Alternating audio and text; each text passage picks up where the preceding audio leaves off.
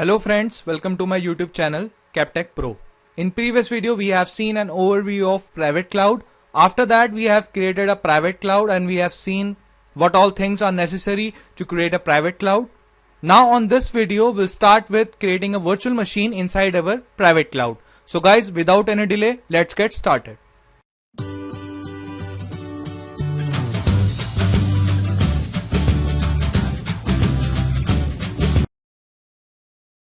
Okay friends, so now we are on our lab environment.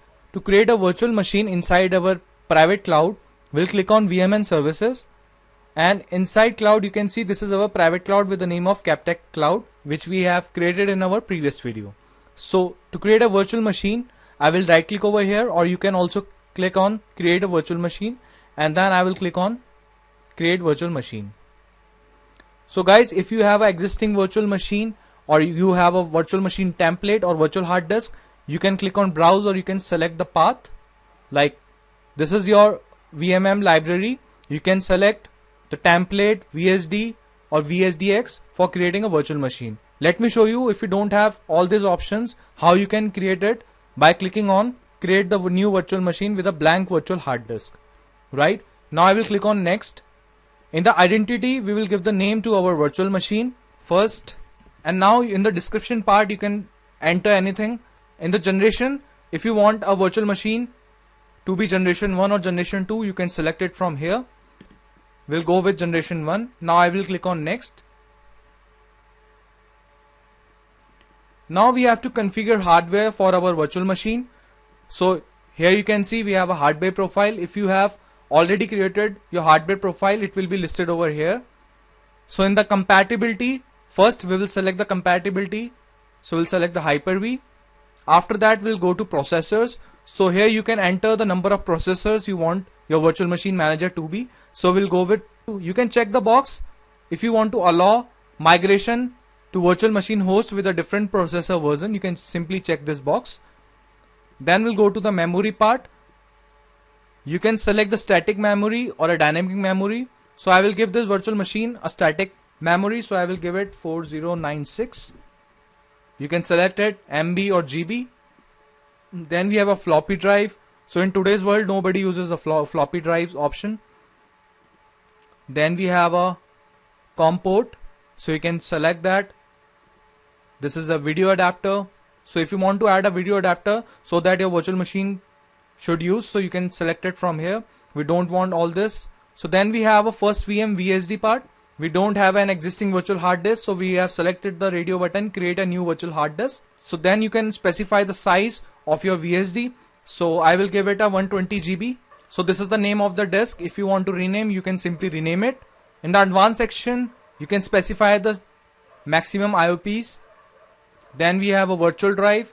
Now in the virtual DVD drive, we'll select an existing ISO image. So because in our virtual machine library, I have already uploaded an ISO image. So I will click on browse and I will select the ISO. So as you can see, there are 3 ISO it's showing. So let me see which ISO is fine for me. Okay, so I will select this because upper one and the bottom one are using the template. So I will go with this, and I will check the box to share the file instead of copying it. You can add more SKZ adapter type if you want. Then in the network adapters,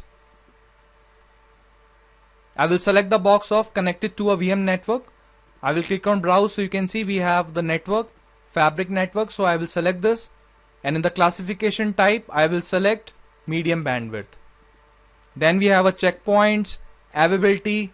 So you can select the options as per your requirement. So then we have a checkpoint. So if you want to enable a checkpoint, you can select this box. Then we have a production checkpoints. If you want those, you can also select this same box. And you can also select the standard checkpoints. If you will select the radio button, it will create an application consistent checkpoints which will capture the current state of your applications. Now we'll go to availability. So you can see if you want your virtual machine to be highly available, you can select this box. So as of now we have not configured any load balancing, or we can say the cluster and all. So we'll leave it as it is. So guys, these are the settings. You can select it according to a requirement. So guys, basically I'm not selecting much things because I will use this virtual machine later to create a template. Okay, so after these selections I will click on next. So guys, in now select destination, we can select the destination where we want this virtual machine to be deployed. Like the first option is deploy the virtual machine to a private cloud. So the virtual machine which we will be creating will be saved inside our private cloud. And then the second option is place the virtual machine on a host. So if I will select this radio button, if you have a multiple host in your VMM, so you can select those hosts from here. Like we have a Russia host, so we can select this host and our virtual machine will be placed inside our Russia host. Then we have a third option, store the virtual machine in the library. So if I will select this option, automatically we can say the virtual machine VSD or the virtual machine will be stored inside our virtual machine library. So for this demonstration, we'll go with deploy the virtual machine to a private cloud, because we have already created a private cloud and we want our virtual machine to be inside that. So we'll select this option. So now I will click on next. So as you can see, select a destination for the virtual machine. So you can see our server 2.captechpro.online is selected and you can see the rating part. Now I will click on next. Now in add properties, you can add a properties for our virtual machines. Like the first is select an action to perform automatically when the virtualization server starts. So there are three options. If you will select always turn on the virtual machine, so whenever it will get created, it will automatically turn on. And the second is turn on the virtual machine if the running when the physical server stopped. So I will select always turn on the virtual machine.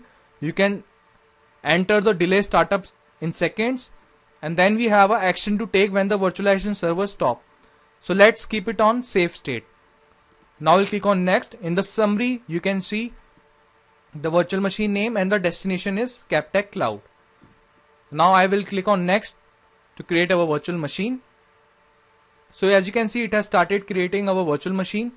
You can see the entire process if I will maximize it.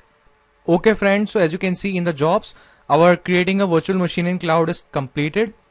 Now let's go to my VM and services, and inside Captech Cloud you can see this is our virtual machine. You can see the status is stopped. Let me right click on it and let me power on it. So my virtual machine is now running. Let me again right click and connect via console.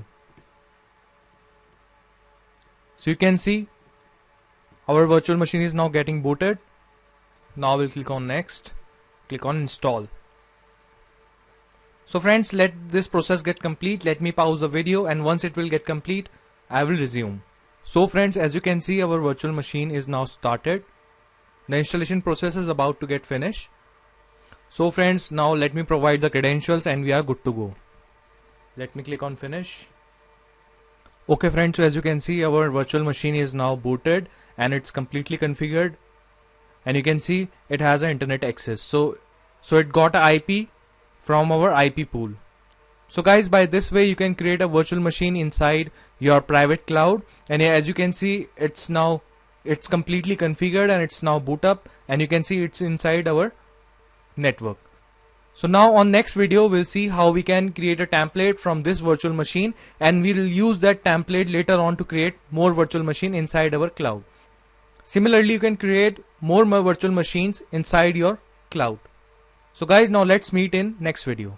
For more informative videos, you can check my other video links on the screen, and subscribe my channel and press bell icon for more upcoming videos. I will see you guys in next video.